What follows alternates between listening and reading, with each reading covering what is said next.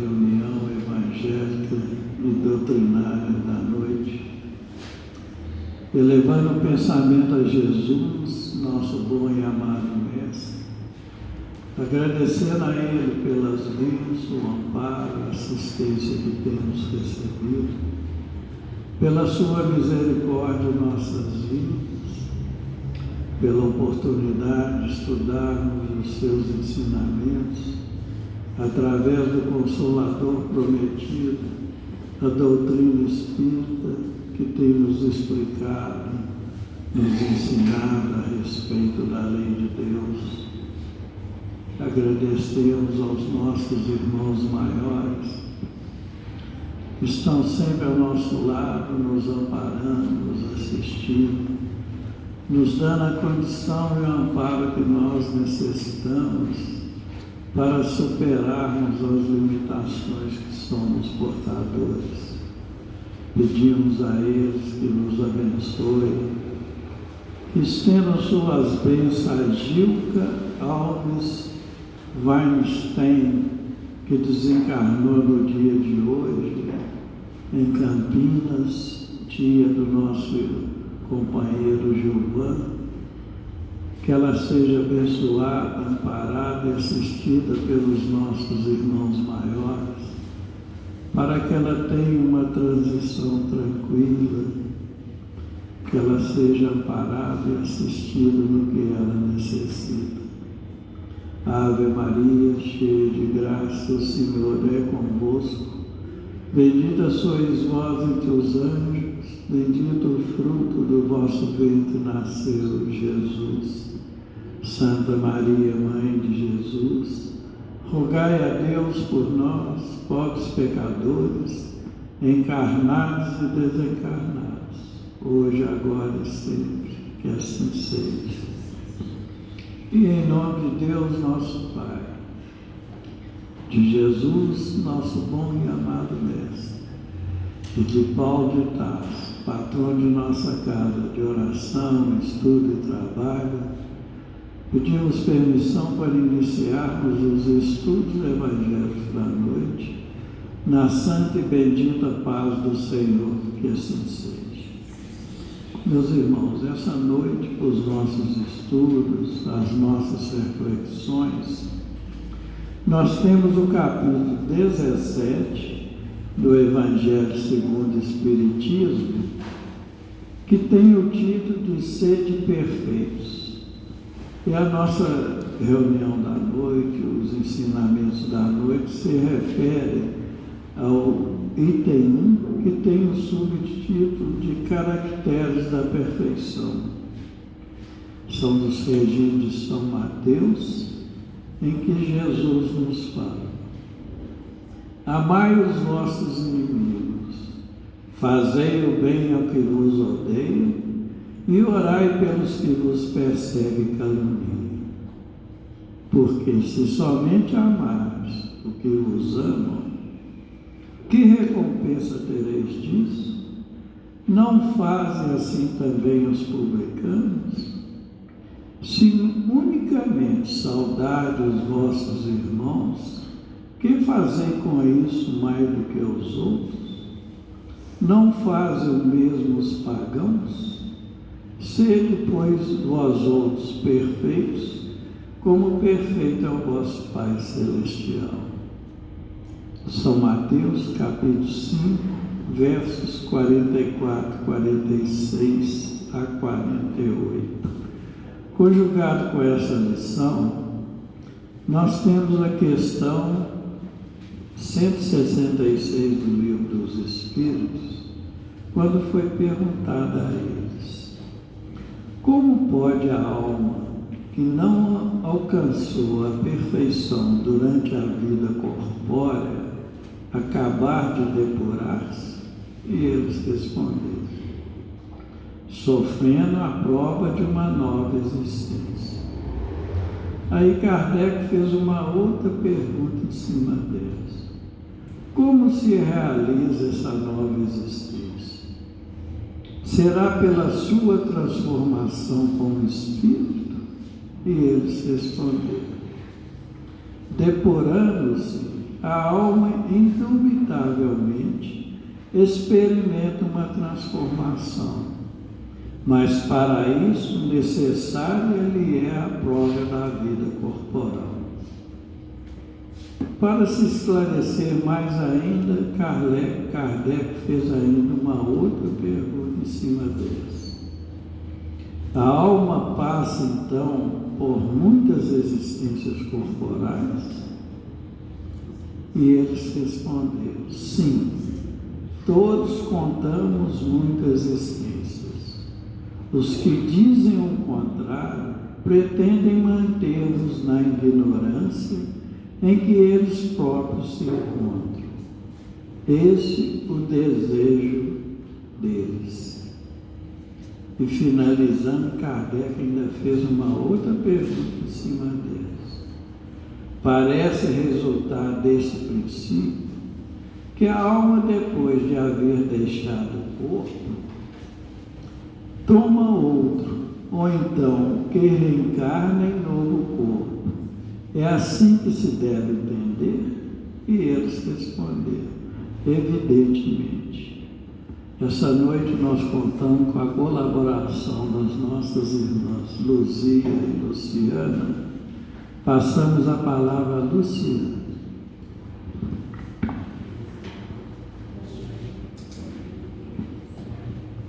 Boa noite a todos.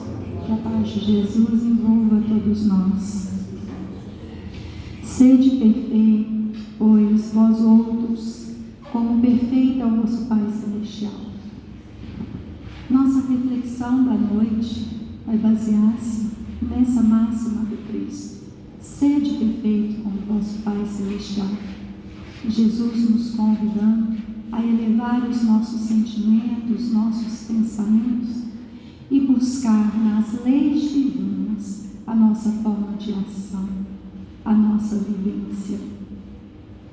E Kardec, no capítulo 8, então, ele traz o capítulo falando sobre a perfeição, a nos mostrando quais os instrumentos que devemos utilizar para essa perfeição, nos mostrando a nossa posição como cristãos, como homens de bem. E logo no início, nós temos como subtítulo caracteres da perfeição, ou seja, são as qualidades que vão distinguir ali a perfeição. E quando falamos da perfeição, é uma perfeição relativa, porque a perfeição absoluta só a Deus pertence. E ele traz então o item 1, que são dos registros de Mateus, do capítulo 5. E o capítulo 5 de Mateus, ele é quando Jesus ali então vai declamar, né, aquele poema maravilhoso que é o Sermão do Monte, né, as bem-aventuranças, trazendo ali a orientação a todos nós. Mas esse capítulo 5, Jesus também ele vai falar depois sobre como devemos entender a lei, né? Ele vai falar sobre a ira, sobre a vingança, sobre a luxúria, e traz aqui no versículo 44 a 48, quando ele nos diz sobre o amor aos inimigos. E quando Jesus fala desse amor aos inimigos, que por muitos se torna assim um pouco complicado de se entender, amar o inimigo, Jesus está nos convidando então a agirmos de forma mais caridosa, a perdoarmos, a buscarmos entender, ou seja, a pagar o mal com o bem. Esse é o convite do Cristo. E Kardec, no item 2, ele nos diz assim: Jesus nos diz que em amarmos os nossos inimigos, em fazer o bem aos que nos odeiam e orar pelos que nos perseguem, mostra ele desse modo que a essência da perfeição Ou seja, o fator essencial e fundamental da perfeição é a caridade, na sua mais ampla acepção, porque implica a prática de todas as outras virtudes. A caridade, que é essa manifestação ativa do amor, é o amor em movimento. Ela abrange todas as virtudes, e nós entendemos com virtude tudo que está em conformidade com o verdadeiro, com o certo.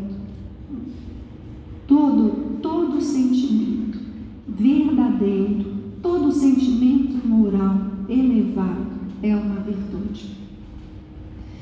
Então, Jesus nos convida ali a praticarmos o amor. Leon Denis, numa belíssima obra chamada Depois da Morte, ele traz no capítulo 49, falando sobre o amor. Ele diz assim: o amor é a celeste atração das almas e dos mundos, a potência divina que liga os universos, governa-os e fecunda. O amor é o olhar de Deus. Não se designe como tal nome a ardente paixão que atiça os desejos carnais. Então ele está nos dizendo, olha, o amor muitas vezes ele é interpretado, associado a desejos, a paixão. Esse amor associado à paixão é o amor eros, como era conhecido na Grécia Antiga. O amor eros ele é associado à sexualidade, à paixão, ao romantismo. Não é esse amor que Jesus nos pede. O amor que Jesus nos pede é o amor ágape, conhecido também na Grécia Antiga como amor ágape. É aquele amor incondicional, aquele amor que não é ali voltado a essas paixões, é um amor abnegado. Então nós temos, como cristãos, saber diferenciar. E ali ele diz: o amor é um sentimento superior em que se fundem e se harmonizam todas as qualidades do coração. É o coroamento das virtudes humanas, da doçura, da caridade, da bondade. É a manifestação na alma de uma força que nos eleva acima da matéria, até alturas divinas, unindo todos os seres e despertando em nós a felicidade íntima que se afasta extraordinariamente de todas as volúpias terrestres. Então esse é um amor. E quando nós exercemos esse amor, a caridade, esse sentimento ele vai nos trazendo essa felicidade íntima, isso vai nos completando. E por isso Leon Denis nos fala que vai nos afastando cada vez mais dessas volúpias terrestres. As volúpias terrestres são esses desejos incontroláveis, intensos, É aquele desejo desordenado que nos prende às coisas materiais. Então é um desejo ali no campo da sexualidade, é um desejo desordenado ali à riqueza, ao dinheiro, ao poder, até mesmo a bebida, os entorpecentes, tudo que nos aprisiona. São essas volúpias terrestres. E quando nós praticamos a caridade, que realmente buscamos vivenciar esses ensinamentos, essa felicidade íntima, ela realmente nos afasta. Nós conseguimos vencer essas dificuldades que essas volúpias terrestres traz a todos nós. E ele diz: amar é sentir-se, viver em todos e por todos. É consagrar-se ao sacrifício sacrifício até a morte, em benefício de uma causa ou de um ser. Vamos entender um pouquinho aqui quando ele fala na questão do sacrifício.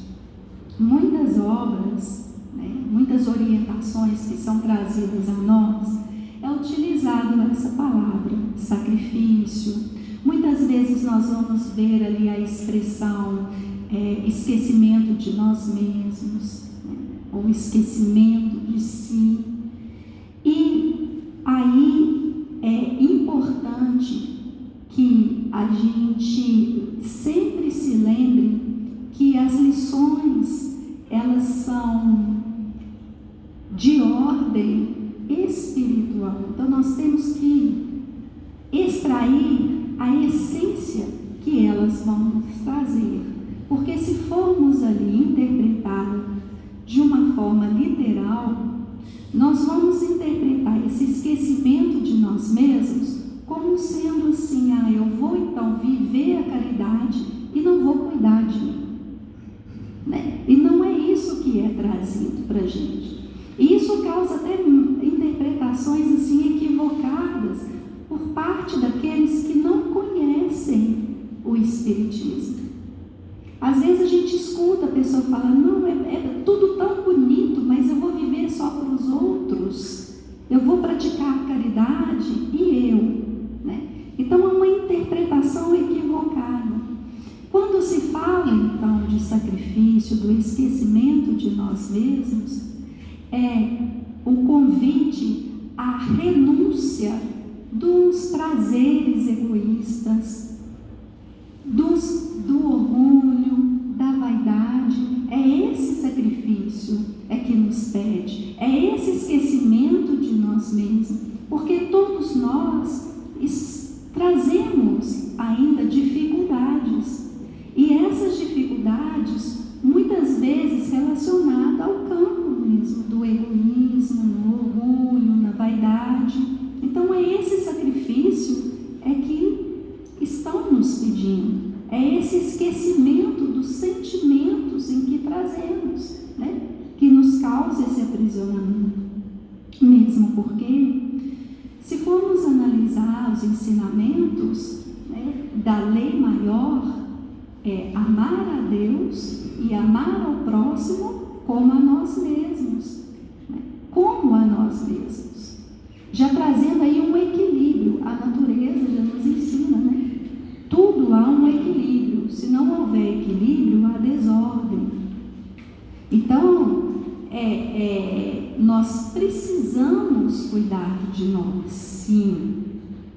O Espiritismo, ele nos convida à melhoria, a melhorarmos, a trabalhar em nós as nossas dificuldades. E para isso, nós precisamos olhar para nós. André Luiz, ele nos traz uma belíssima página chamada Citações de Tratamento do livro Busca e Acharás. E ele vai nos dizer assim: evite menosprezar-se. Você é uma criação de Deus. Terá deficiências, é claro, mas é justo observar que todos nós achamos no cadinho do progresso. Então, o cadinho é conhecido como um recipiente refratário, ou seja, um recipiente que aguenta altas temperaturas. E dentro desse recipiente é usado ali para fundir e purificar os metais preciosos, como o ouro, como a prata, Então é levado a alta temperatura ali para ser purificado esses metais.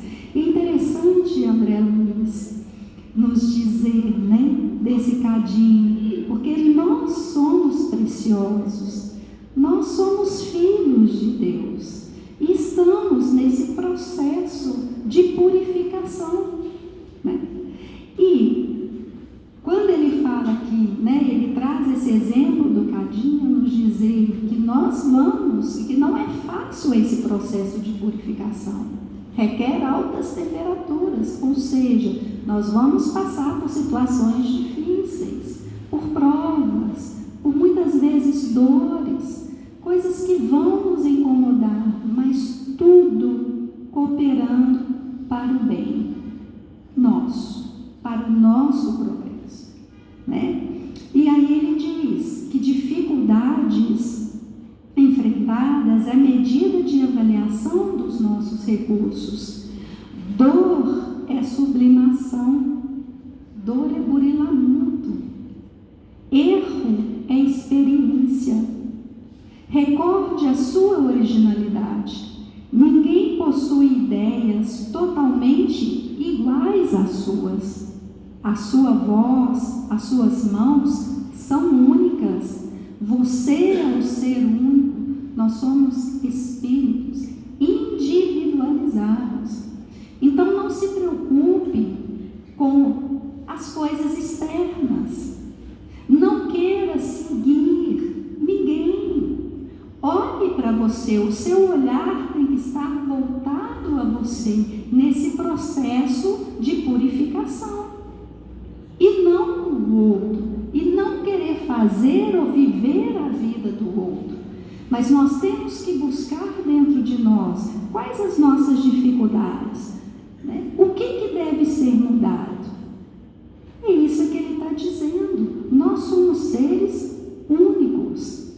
As marcas de sua presença destacam-se inconfundíveis. Nós deixamos marcas. E ali nós temos que ter um certo cuidado. Quais marcas estamos deixando?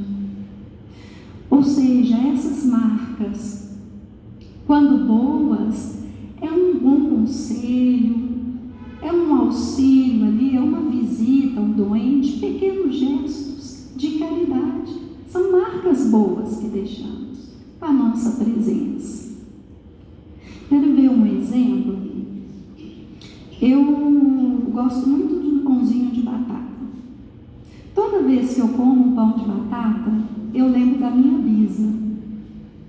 E toda vez eu até comento com a minha mãe, não é igual da vovó. Por quê?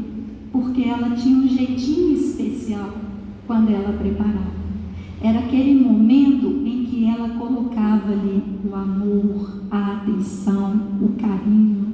Era aquele momento que a gente sentia aquele acolhimento, né? Que a gente estava ali do lado dela. Ela fez um forninho para ela, que parecia aquelas casinhas de João de Barro, né? E ali ela fazia aqueles quitutes, e a gente participava disso, era um momento de carinho.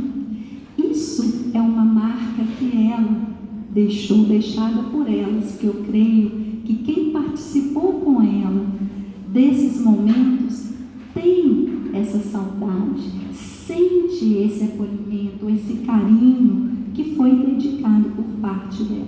Então são marcas deixadas. Agora temos que ter cuidado, porque em não deixarmos marcas de uma forma negativa, marcas que vão ser lembradas pela tristeza, pela mágoa, muitas vezes pela ira, que criam ali laços, ligações fortíssimas e que trazem um desequilíbrio ao ser, lembrando que o que sente é o espírito, não é o corpo.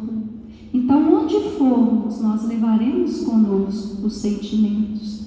E muitas vezes essas marcas, né, que causam ali iras, que são ligadas por um processo ali de vingança, elas geram ali até uma obsessão ao ser. Então temos que tomar cuidado com as nossas ações. E ali André Luiz continua a nos dizer: aceite-se desse modo tal qual é, procurando melhorar-se, nos convidando aí, né, a buscar, né, reconhecer a humildade, reconhecer que precisamos, nós estamos em processo de evolução, então precisamos melhorar e trabalhar para que se lhe faça possível no bem geral, reconhecendo que se os outros precisam de você, você também necessita do outro. É a lei da solidariedade, né? Guarde a consciência tranquila, vivendo a existência que Deus lhe concedeu. Então, ter fé, né? Ter bom ânimo, acreditando ali que nós somos amparados e aproveitando o máximo essa experiência bendita que Deus nos concedeu, porque as reencarnações, elas são instrumentos do progresso no ser. Lembre-se, cada qual de nós, até que se integre na grandeza suprema, é uma obra-prima de inteligência em processo de habilitação, na oficina da vida, a caminho da perfeição. André Luiz. E continuando, então, a mensagem aqui de Leon Denis sobre o amor, ele vai nos dizer: se queres saber o que é amar, considerai os grandes vultos da humanidade e, acima de todos, o Cristo, o amor encarnado, o Cristo para quem o amor era toda moral e toda religião. Não disse ele: amai os vossos inimigos? Então ele nos traz aí, né, como esse exemplo, como nos diz ali na questão 540 do Livro dos Espíritos, né, quando fala que Jesus é o modelo perfeito em que Deus, né, permitiu vir até os homens, né? E para lembrar então esse modelo perfeito, eu trouxe uma página da Coletânea do Além de Casimiro Cunha, chamada Divina Lição, e ele diz assim: quando o grande processado, aí ele está se referindo a Jesus, quando o grande processado ouviu a condenação, o povo esperava aflito os gestos de reação. Não se dizia emissário da majestade de Deus? Por que dobrar-se humilhado às brigas dos fariseus? Não se afirmava o Senhor, não era o divino mestre? Por que curvar-se a injustiça no campo da dor terrestre?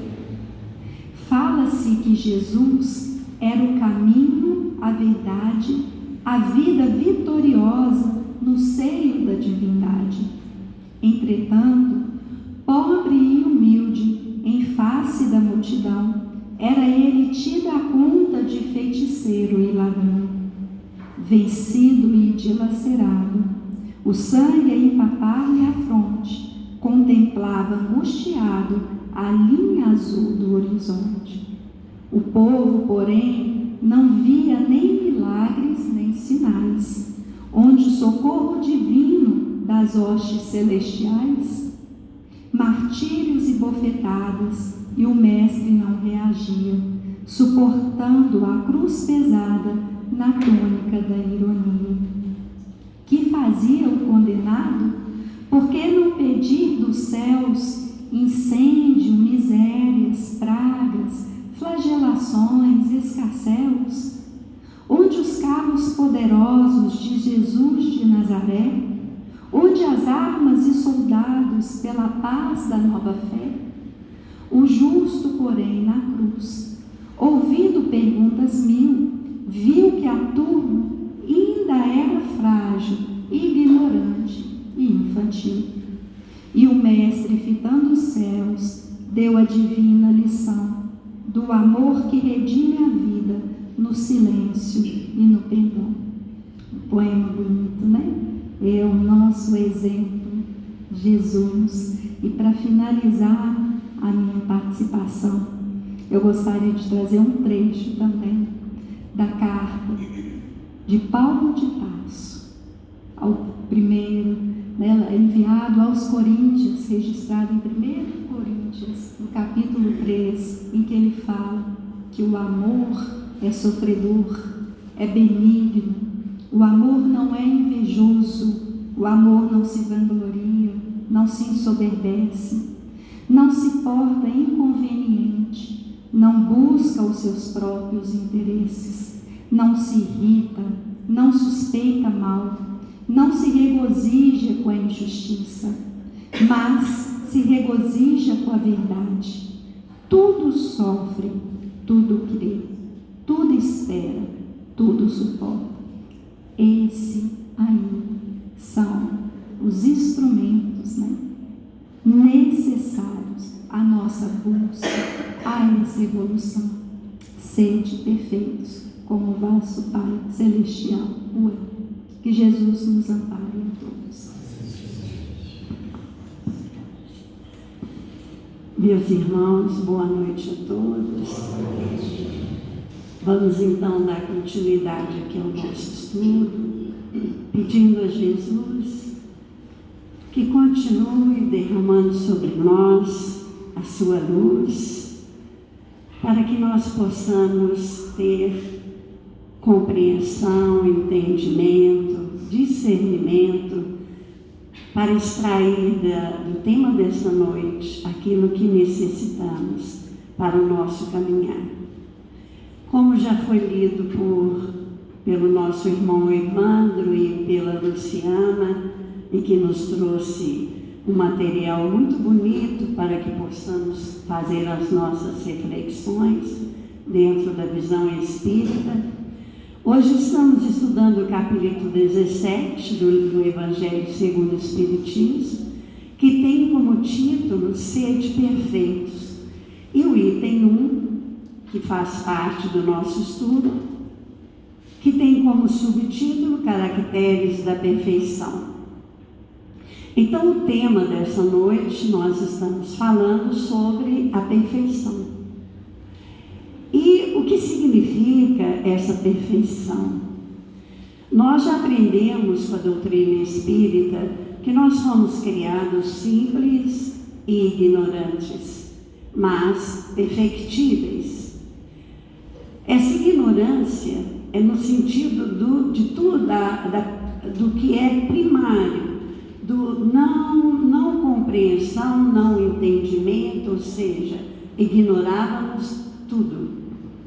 Era uma criatura iniciantes em tudo, mas fomos criados perfectíveis, ou seja, a meta a ser alcançada por nós é a perfeição. E até mesmo porque, como nos diz Jesus, lá naquele lindíssimo poema das bem-aventuranças, bem-aventurados puros de coração, porque verão a Deus.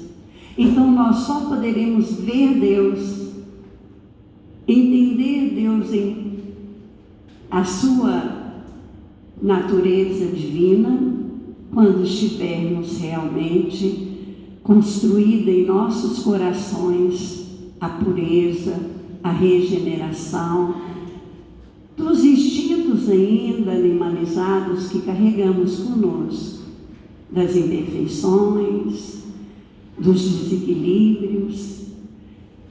No Livro dos Espíritos, na questão 11, no primeiro capítulo do Livro dos Espíritos, quando Kardec e os espíritos superiores vieram falar conosco sobre Deus, trabalhar conosco sobre Deus, Kardec fez a seguinte pergunta para os espíritos superiores, está no item 10. Pode o homem compreender a natureza íntima de Deus? No grau evolutivo em que a humanidade está, principalmente nós, encarnados no planeta de expiação e provas, Podemos compreender a natureza íntima de Deus? A resposta é não. Falta-lhe para isso sentido. Então nós ainda precisamos desenvolver em nós o sentido. Aí Kardec, como sempre, com toda a inteligência e o bom senso, ele refaz a pergunta dentro daquela primeira. Na pergunta 11 ele diz assim: será dado um dia ao homem compreender o mistério da divindade? Será que um dia nós poderemos nos aproximar de Deus? Essa foi uma afirmativa de Jesus. Bem-aventurados puros de coração, que verão a Deus. E Kardec faz a pergunta, os espíritos superiores respondem: quando não mais tiver o espírito obscurecido pela matéria. Quando, pela sua perfeição, se houver aproximado de Deus, ele o verá e o compreenderá. Bom, meus irmãos, nós somos criados por Deus simples e ignorantes, mas perfectíveis. Deus nos deu a oportunidade de nos tornar perfeitos. Nos dotou de qualidades. Essas qualidades é que nós temos que trabalhar em nós. E a Luciana hoje nos trouxe, numa mensagem muito linda de André Luiz e também de Leon Denis sobre o amor, as qualidades que nós vamos precisar desenvolver em nós. Por que eu refiro o meu amor? Jesus é a revelação do amor, e é no amor que nós vamos encontrar todas as virtudes. Todas reunidas formam amor. Então nós precisamos desenvolver em nós essas qualidades que Deus já colocou em nós. São qualidades divinas que precisam ser trabalhadas. Mas como trabalhá-las? Como conseguir desenvolver essas qualidades em nós? E aí vem a segunda parte do nosso estudo. Está no Livro dos Espíritos, na questão 166. Kardec também deve ter pensado do mesmo jeito que nós pensamos. Como? Como trabalhar essa qualidade em nós? Como buscar essa perfeição que Deus nos permitiu ter como objetivo específico da nossa vida, como uma meta a ser alcançada? Como que eu vou realizar essa tarefa? O que eu preciso para isso? E aí, então, vem aqui a questão 166, que está na parte segunda do Livro dos Espíritos, no capítulo 4, que nos vão falar sobre a pluralidade das existências. E o subtítulo é a reencarnação. A reencarnação é a misericórdia divina a perceber que nós, como espíritos ainda que precisamos aprender muito, não temos condições de aprender tudo numa só existência. A evolução não é feita a saltos. Nós precisamos ter tempo para evoluir. E Deus, então, nos permite isso através da reencarnação. E a pergunta de Kardec é a seguinte: como pode a alma que não alcançou a perfeição durante a vida corpórea acabar de depurar-se? Porque depois de 2000 anos, com o Evangelho, aprendendo esse Evangelho em outras escolas religiosas, nós já entramos em contato com esse Evangelho. Nós já conhecemos as leis de Deus. Nós já sabemos muito das lições que o Cristo nos trouxe. Nós hoje, em pleno século XXI, nós trazemos ainda imperfeição, mas nós já trazemos virtudes. Nós trazemos ainda sombras no nosso coração, mas já trazemos luzes. Então, como que eu posso alcançar a minha perfeição? E claro, uma perfeição relativa. Por quê? Porque eu sou um ser inteligente do universo. Já Deus é a inteligência suprema. Então, essa perfeição absoluta só pertence a Deus. Ele é único, mas nós vamos chegar a Ele. É a nossa perfeição relativa que vai nos permitir ver Deus e compreender Deus e fazer chegarmos a uma comunhão maior com Deus. Mas para isso precisamos trabalhar. Então Kardec, ao perguntar como pode a alma que não alcançou a perfeição durante a vida corpórea acabar de depurar-se, ou seja, de purificar os seus sentimentos, o seu coração? A resposta: sofrendo a prova de uma nova existência. Mas quando nós pegamos, e é interessante Kardec, a inteligência desse homem, existência significa existir, estar vivo. Eu posso existir dentro do corpo, mas posso existir também fora do corpo, não posso? Posso. Por quê? Porque o espírito é imortal. Então a nossa existência pode ser na Terra, como pode ser também no plano espiritual. Então, Kardec vai lá para a letra A, na mesma pergunta, e fala assim: como realiza essa nova existência? Será pela sua transformação como espírito? Ou seja, será pela modificação, pela purificação da sua alma? E muitas das nossas escolas cristãs, elas, quando Jesus diz assim para Nicodemos: ninguém verá o reino de Deus se não nascer de novo. Muitas escolas cristãs nos dizem que para a gente ver o reino de Deus é necessário que nos transformemos, que façamos a purificação dos nossos sentimentos, que transformemos o nosso homem velho no novo homem. E aí então a doutrina vem e nos dá um pouquinho mais de entendimento, nos fala um pouquinho mais sobre isso. Então eles dizem assim: depurando-se, a alma indubitavelmente experimenta uma transformação. Ela passa, ali por uma renovação. Ela tira um pouco das imperfeições e coloca um pouco das virtudes, não é isso? Há sim uma transformação no homem velho, cheio ainda de instintos animalizados. Não deixa de haver. Mas, para isso, necessário lhe é a prova da vida corporal.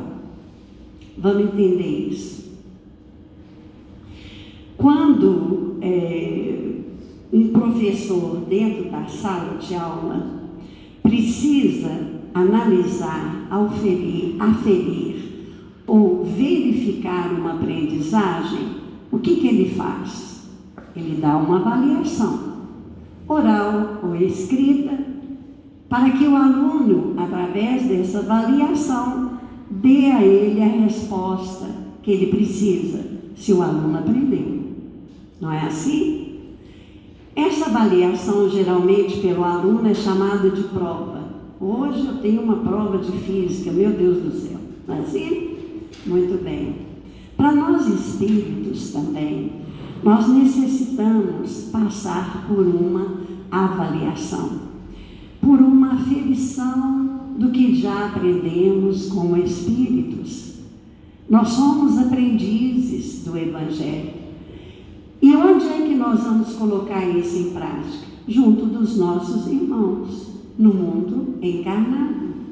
Nós vamos colocar isso em prática no nosso lar, no nosso trabalho, não é mesmo?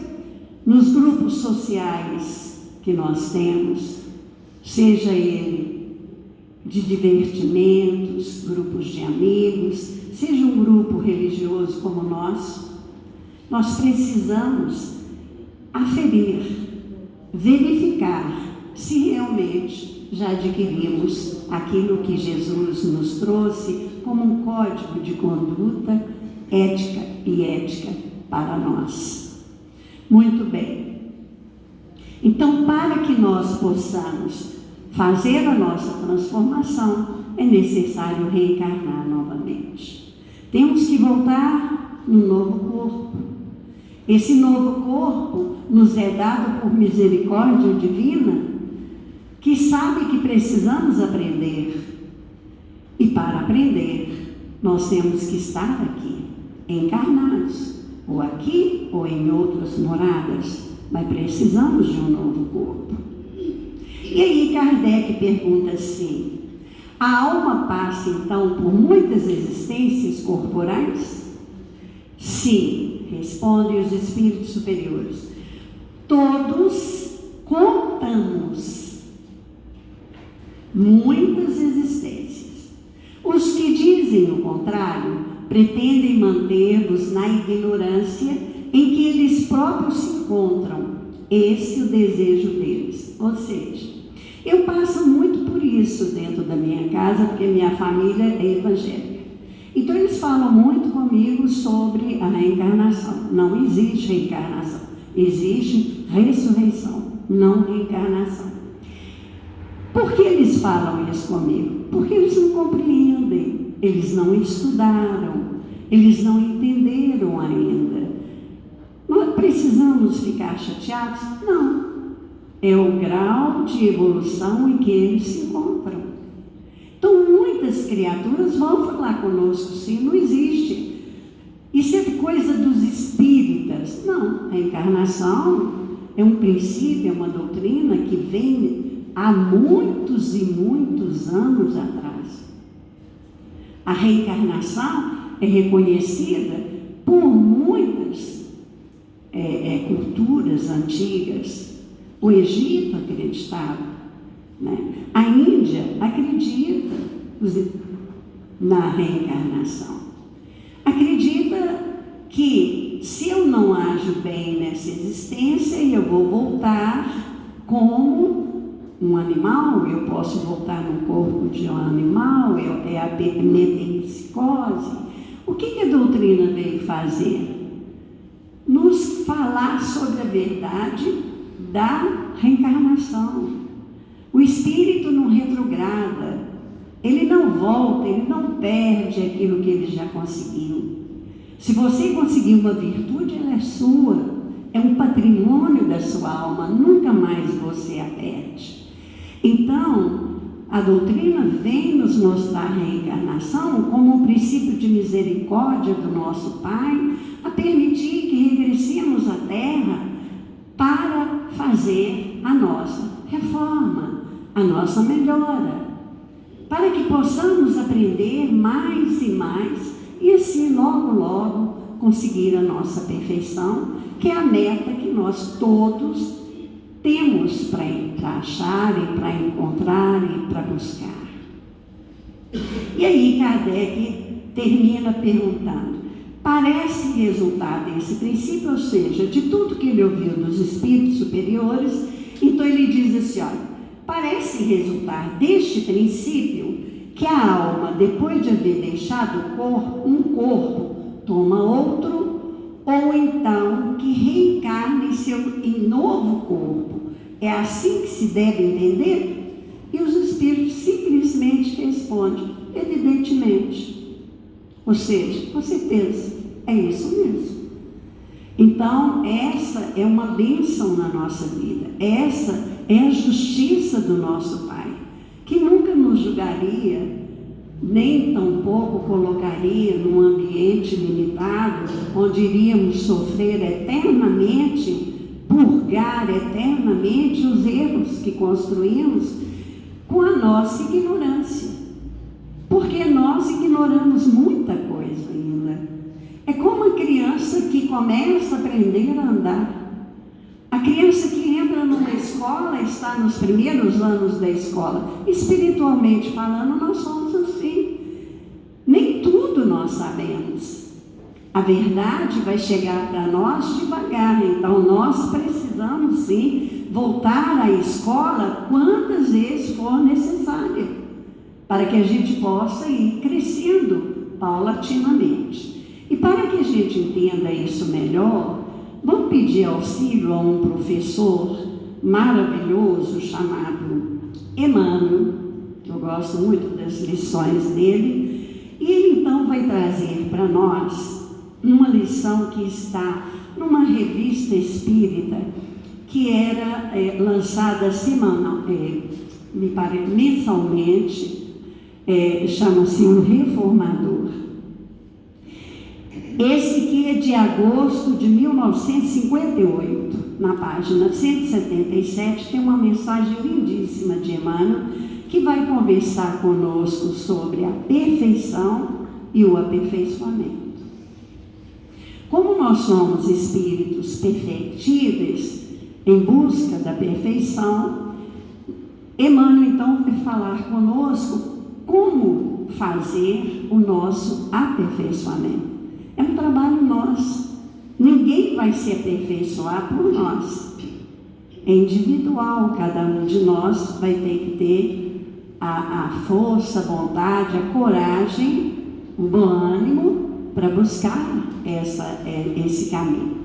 Emmanuel então diz assim, olha, todos estamos ainda muito longe da perfeição. E eu acho Emmanuel maravilhoso, né? Porque Emmanuel é um espírito superior. E aí ele inicia a frase assim, ó, todos estamos, ou seja, ele também está, né? Para que a gente possa entender a humildade como sendo uma das virtudes primordiais do espírito. Sem a humildade, nós não vamos conseguir adquirir as outras virtudes. Então ele diz assim, olha, todos estamos ainda muito longe da perfeição. Contudo, ninguém vive fora do constante aperfeiçoamento. Só de chegar na maternidade, abrir o olhinho e começar a gritar, nós já entramos no aperfeiçoamento. Já nos está dando a chance de buscar o nosso aperfeiçoamento. É uma bênção a reencarnação em nossa vida.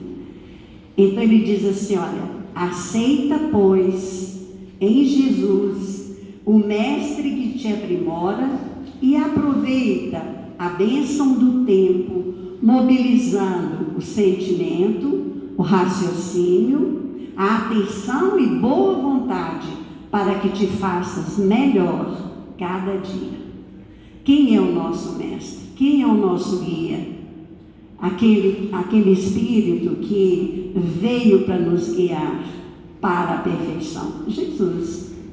Então, para que a gente possa aperfeiçoar, nós vamos ter que segui-lo. Senão a nossa perfeição vai ser meio complicada de alcançar, né? Não podes hoje ostentar a coroa da santidade, mas conseguirá estender sem obstáculo em teu benefício os recursos da gentileza. Hoje eu não sou um santo. Eu trago comigo ainda muitas imperfeições, mas ser gentil não me custa nada, custa. Já é o primeiro passo, né? Porque gentileza gera gentileza. E assim por diante. E continua Emmanuel. Não podes, sem dúvida, revelar de improviso a resistência do Marte ante os sofrimentos que te assaltam a vida. Claro, nenhum de nós ainda tem a força e a coragem de um Marte, daqueles que desceram para as arenas de Roma, sabendo que iam morrer, cantando hinos de louvor a Deus. Nenhum de nós ainda tem essa força, essa resistência. Mas, perante os nossos sofrimentos, esses que chegam, que batem a nossa porta, as vicissitudes, as dificuldades, né? É necessário, diz Emmanuel, que nós busquemos nos consagrar em favor de nós mesmos ao culto da disciplina. É preciso cuidar da disciplina das nossas paixões, das nossas emoções no momento da dor, no momento do sofrimento. Para quê? Para que não entremos em desequilíbrio, para que não busquemos a rebeldia, para que não nos tornemos desorientados, porque aí a coisa fica mais feia para nós. Quando nós temos um problema e não buscamos resolvê-lo, o que acontece com esse problema?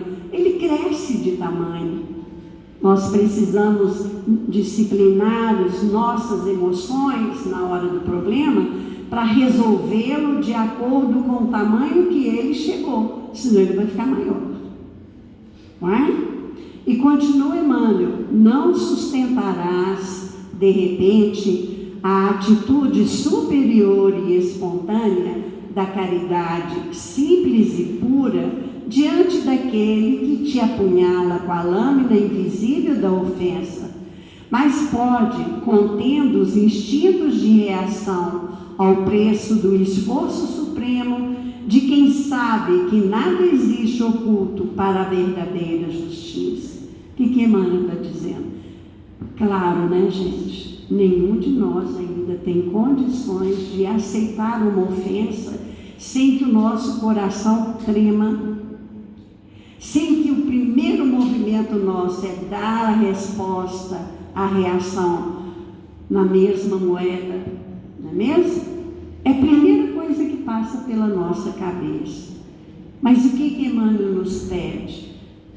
Claro que nós não vamos conseguir aceitar aquilo ali, né? Ser caridosos a ponto de olhar para a pessoa e falar assim: não, coitado, ele está tão adoecido, ele está enfermo. Nós ainda não conseguimos fazer isso. Nós sentimos desaforo. Por quê? Porque a nossa imperfeição ainda está presa numa raiz profunda do egoísmo e do orgulho. Mas nós podemos sim, por mais que seja um preço muito grande, nos esforçar a não dar a resposta na mesma moeda e buscar entender que há uma justiça maior. Nós não podemos ser juízes de causa própria. Já existe um juiz, que é Deus. É o juiz supremo de todas as coisas. E continua Emmanuel: realmente não te será possível a ascensão imediata ao reino da luz eterna, onde a nossa presença der certo nublaria o semblante dos anjos. No entanto, pode ser o apoio firme do lar em que Deus te situa, exercendo aí a bondade e a renúncia, o carinho e o desvelo, o consolo e a paciência incessantes. É claro que nós não vamos ascender, ou seja, subir a um mundo celeste agora. Ainda vai demorar um pouquinho, né? Nós estamos no mundo de expiação e prova. Até o mundo celeste ainda tem muitos mundos aí para gente, muitas escolas ainda para gente matricular, né? Mas nós podemos utilizar a caridade dentro do nosso próprio lar. A caridade é a essência da perfeição. É de onde nós vamos começar a adquirir o nosso aperfeiçoamento. É utilizando esse instrumento que movimenta o quê? O amor, que movimenta todas as virtudes. E ele cita algumas aqui: bondade, renúncia, carinho, desvelo, consolo, paciência dentro do nosso lar. E aí vamos expandir um pouquinho dentro do nosso trabalho, no nosso dia a dia, no ônibus onde nós estamos sentados e um vai lá pisa no nosso pé, não é mesmo? No empurrar de uma fila. Então vamos começar a trabalhar, porque nós somos aprendizes do Cristo, mas para dizer que aprendemos, nós temos que colocar em prática, né? E continua Emmanuel: não te creias capaz de trair o espírito de sequência que rege todas as forças e todas as tarefas da natureza. O que Emmanuel está dizendo para nós? É que a evolução respeita um espírito de sequência. Ninguém vai evoluir subindo a escada do progresso espiritual correndo e nem pulando os degraus. Não. Nós vamos subir sim, vamos ascender sim a espiritualidade superior, mas passando pelo espírito de sequência, passo a passo, né? Degrau por degrau, para chegar até lá um dia. E aí Emmanuel dá um exemplo para nós: a semente de agora será flor no futuro, no porvir. Se eu tenho uma sementinha, eu não posso exigir dela flor hoje. Eu vou ter que plantar, ela vai ter que germinar, ela vai ter que crescer, ela vai ter, aí sim, depois de uma grande árvore, ela vai florir. É um espírito de sequência que há em toda a criação divina. E aí ele diz assim: e a flor de hoje será fruto amanhã. Então nós temos ali uma árvore, né, uma laranjeira cheia de flor, uma jabuticabeira cheia de flor. Que beleza, logo logo eu vou ter jabuticaba, não é mesmo? Mas vai ter que esperar. Vai ter que esperar o espírito, esse espírito de sequência que há na natureza e há em toda a criação divina. E ele continua aqui para nós e terminando, disse Jesus: sede perfeito como o Pai Celestial. É um conselho de Jesus, é um alerta de Jesus a nós outros, é um pedido: sede perfeito como o Pai Celestial é perfeito, aquele que faz chover entre os justos e os injustos, que faz sair o sol sobre os bons e os maus, não é? Isso não quer dizer que nós já estamos habilitados para a glória divina, mas sim que em matéria de aperfeiçoamento é indispensável tenhamos todos a coragem de começar. Então o que Emmanuel está dizendo? Que nós temos que ter a coragem de começar o nosso aperfeiçoamento. Vai ser difícil? Vai.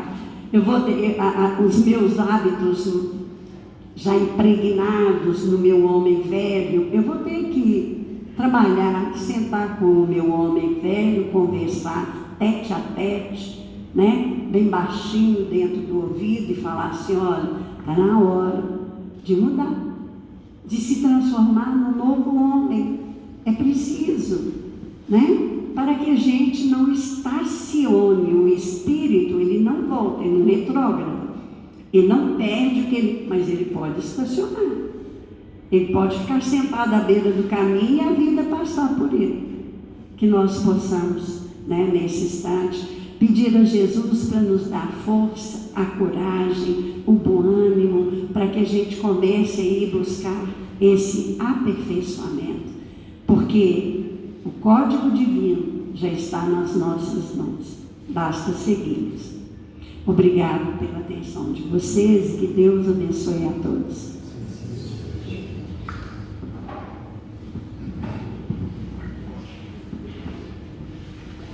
Meus irmãos, terminados os comentários dos ensinamentos de Jesus à noite, vamos fazer a nossa prece de agradecimento por esses momentos de paz e reflexão. Pedimos ao nosso irmão Gilvan que nos faça a prece.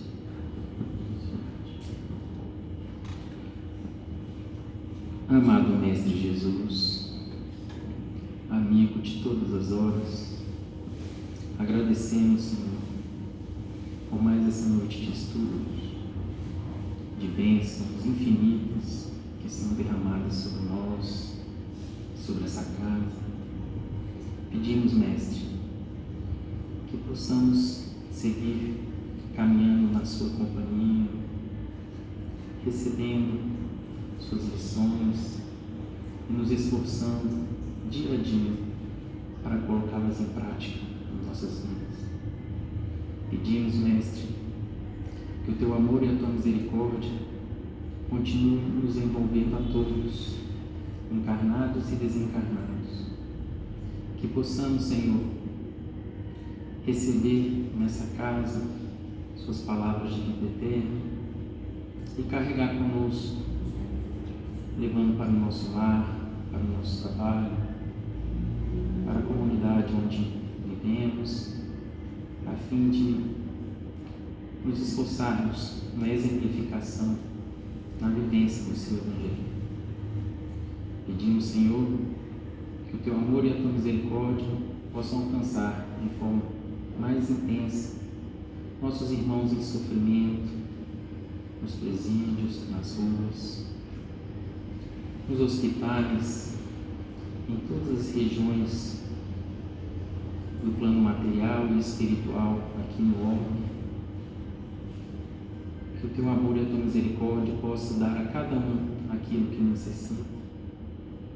E nessa noite pedimos de forma muito carinhosa pela nossa amada irmã Gilca Alves Vaz, recém-desencarnada em Campinas, que ela e outros irmãos que estão fazendo a transição nesse momento possam receber da espiritualidade amiga o amparo, a assistência, enfim, tudo o que necessita.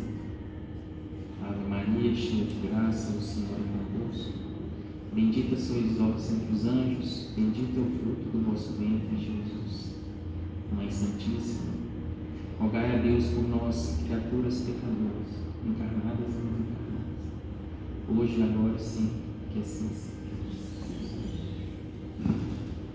E com essa prece nós estamos encerrando a nossa reunião da noite na santa e bendita paz do Senhor, que assim seja. Os irmãos que forem receber o passe, pedimos que forem